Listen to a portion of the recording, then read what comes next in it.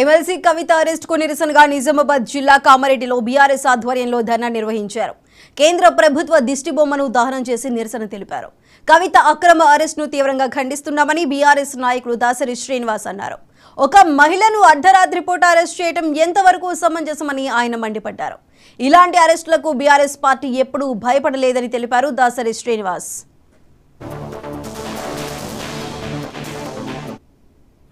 బాన్స్వాడ నియోజకవర్గంలోని బాన్స్వాడ పట్టణ కేంద్రంలో నిన్న జరిగినటువంటి కవితక్క గారి అక్రమ అరెస్టులకు నిరసనగా ఈరోజు రాస్తారోకో మరియు ధర్నా కార్యక్రమం చేయడం జరిగింది.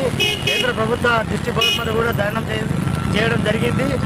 ఈరోజు చూసుకున్నట్టయితే కేంద్ర ప్రభుత్వము తమ మాటని వినని వారిపై అక్రమ అరెస్టులు పెట్టి అందరినీ బ్లాక్మెయిల్ రాజకీయాలకు పాల్పడుతున్నాం. కాబట్టి ఇది మేము టీఆర్ఎస్ పక్షాన ప్రజల పక్షాన తీవ్రంగా ఖండిస్తున్నాము.